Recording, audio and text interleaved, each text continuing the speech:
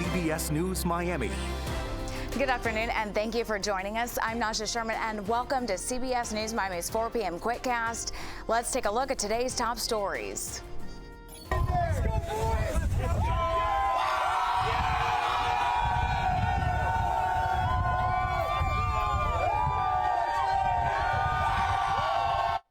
What a moment. The Florida Panthers are Stanley Cup champions for the first time in franchise history.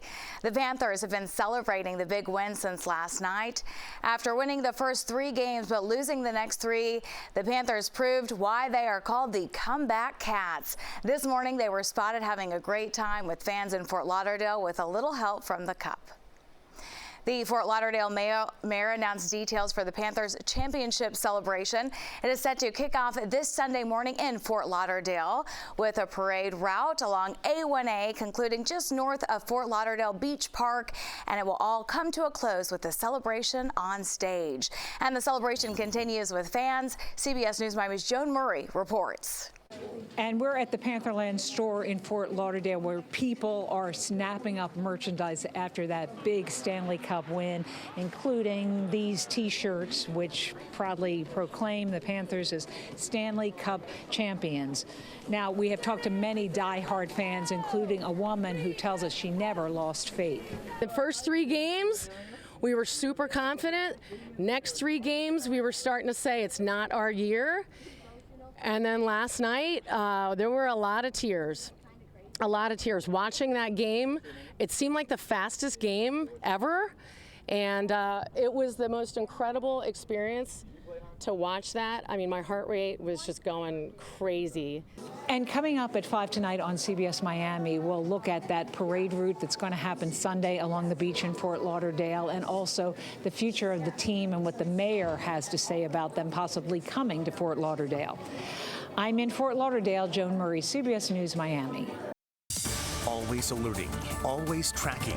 This is Next Weather. And taking a live look outside, we did have some heavy downpours earlier this afternoon, but things are looking quieter this evening. Next weather meteorologist Cindy Pressler is tracking what's ahead. Yeah, look, Naja, this was a photo that I took earlier today, and again, look at these towering cumulus clouds. A lot of lift in the atmosphere, lots of juice, and we have conditions out there today that even produced a water spout down in the Keys. Now, at this point, we have a few showers left over, a couple in Broward, some showers here in southeastern Miami-Dade, but let's go down here to Marathon, because that's where a few people, some fishermen, spotted a water spout at about 3:18 this afternoon, right along this bank of storms as it was making its way to the east. So that's about just to the north of Marathon. They did see it. They saw the little ring of spray on the water. So that was a water spout. If you've ever seen one of those, pretty cool. I myself have not been able to see one of those, but I certainly hope to see one eventually. So that's going on right now, and the conditions are pretty favorable that we could see some more down in the Keys yet this afternoon into this evening. These little showers that are coming across 27 out of Palm Beach County, they're moving to the east, southeast, and we could get some of them down here into northern Broward County. That is a possibility, but for the most part, with the winds now coming out of the southwest, that's going to push all the storms along the east coast. So now it's our turn to pick up the afternoon showers and storms. Heavy downpours, so much juice available in the atmosphere. We're going to do this again tomorrow. Same type of situation.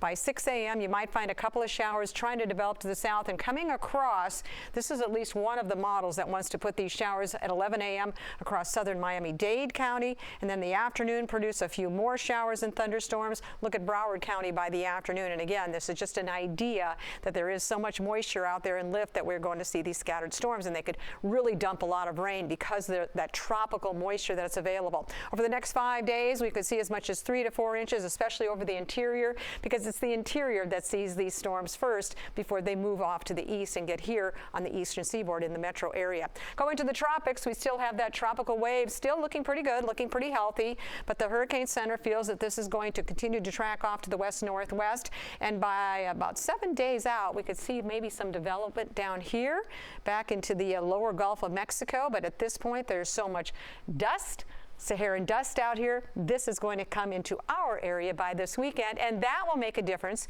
to our forecast. We'll pull those rain chances down just a little bit. Temperatures topping out in the lower 90s, a real good chance for showers and storms Wednesday, Thursday, lowering it a little bit this weekend to a 40% chance. Cindy, thank you. The search is on for a paddleboarder who has been missing since 5:15 on Monday. CBS News Miami's Peter Dinch is in Key Biscayne, where he spoke with a close family member. This is where he was last seen on his paddleboard leaving the family home here in Key Biscayne around 5:15 yesterday. Now, the search involves multiple agencies. We saw one of the two Miami-Dade police helicopters here above Key Biscayne. The U.S. Coast Guard has been searching since last night using a plane and a helicopter off Key Biscayne and Cape Florida as well. The family has released this flyer asking for the public's help. The search is on for 29-year-old Luciano Mercenari. He loved fishing and often went spearfishing and loved to go to Bimini. Friends say nothing like this has happened before. They say Mercenari was planning to go to Stiltsville yesterday on his paddleboard. He does those trips. It takes him about 2 hours, and he comes back before the sun comes down, and he didn't show up. He hasn't shown up. So we've been looking for him since yesterday, and all over, by sea, by air, with paddleboards around the island to see. We are very hopeful of finding him, and he was just he's an amazing person. Friends say Mercenari was very skilled with his paddleboard. The Coast Guard tells us so far there are no new developments in the search for him. We'll have much more on this story coming up at 5 in just an hour. On Key Biscayne, Peter Dinch, CBS News, Miami. Police are investigating a possible shooting in Miramar. Chopper 4 was over the scene. This is near Executive Way and Miramar Parkway. No word yet if anyone was hurt or the motive behind that shooting. Police agencies from across the country are in Miami today. They're discussing ways to better communicate crime data and keep gun violence down. CBS News Miami's Morgan Reiner got an exclusive tour of how they process crime scene data.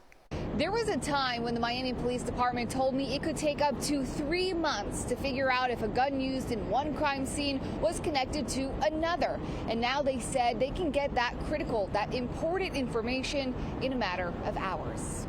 When a City of Miami police officer collects or confiscates a gun at a crime scene, it ends up here in this Crime Gun Intelligence Center, where they will fire it in a controlled setting. You can shoot almost any firearm in here. The casings with the unique marker from the gun then go up to this room in the police department, where they put it into this machine. The information goes into the Federal Bureau of Alcohol, Tobacco, and Firearms database, and you'll soon learn if that gun has been used in another crime. You can imagine the importance of finding out if I had a shooting in Miami, a shooting in Miami Gardens, or Hialeah, and they're all coming from the same weapon. So you're able to kind of start linking who is firing what weapon where. So it is an incredibly powerful investigative tool to help us solve crimes. It's a tool the City of Miami Police Department has been using since September 2019, and since then, they've had over 1,600 matches. Police Chief Manny Morales credits the Gun Intelligence Unit for the city's gun violence rates. Last year was the historic low when it came to violent crime, with only 31 homicides in a city of almost 500,000. It's just about unheard throughout our nation. Tuesday, the Department of Justice, police agencies from across the country, and the National Police Institute gathered in downtown Miami for its annual Gun Intelligence Center Conference. Because we know that this approach, collaborating with each other, sharing information, sharing evidence more quickly and more comprehensively, can make a difference. This morning, the Surgeon General announced that gun violence in America is a national health issue. I was able to talk to the police chief about that. He said that his department already has a wonderful working relationship with the federal government and securing funding. But he said, if anything, this declaration could trigger Congress to release more funding for local agencies to help address the issue even more. In downtown Miami, Morgan Reiner, CBS News, Miami. Up next, flooding disaster.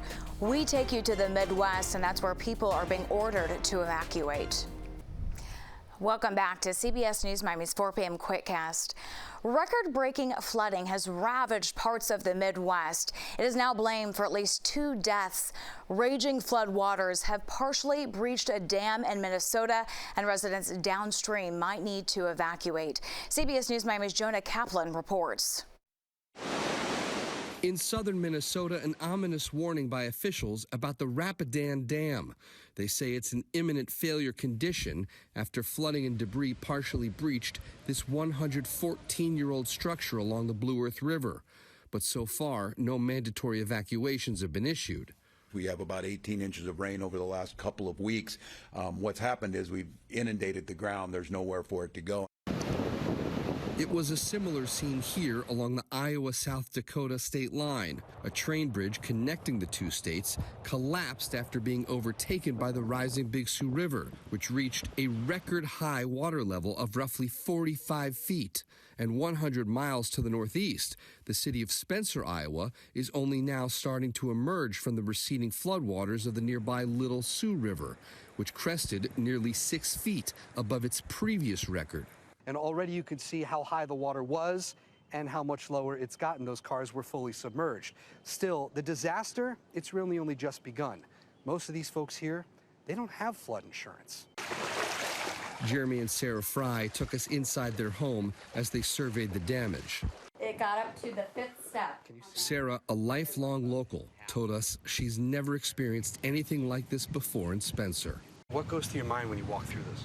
I'm still in a distraught, like a shock. I mean, yes, I've cried about it and stuff, but it's just insane to see what water can do. This might be for trains, but a couple miles from here, the interstate, I-29, that's also closed for flooding, and the detour around it, it's nearly an hour out of the way. There are still flood warnings for about a dozen waterways, according to the National Weather Service, and those rivers, they flow into the Mississippi and the Missouri, both of which are still rising. In Sioux City, Iowa, Jonah Kaplan, CBS News. The summer swimming season is in full swing, but many beaches and community pools are struggling to find enough lifeguards to keep people safe. The American Lifeguard Association says there are numerous reasons for this shortage. They say the pandemic disrupted training programs, and lifeguarding is usually viewed as a summer job and not a profession. The CDC in Atlanta has found that the drowning rate is actually increasing in the United States. And we think the lifeguard shortage has a lot to do with that, as well as pools shortening their hours, eliminating programs. The Lifeguard Association says more training opportunities and incentives like higher pay will go a long way in addressing the problem. That's the CBS News Miami Quickcast. I'm Naja Sherman. Stay tuned for more news right here on CBS News Miami, and have a great day.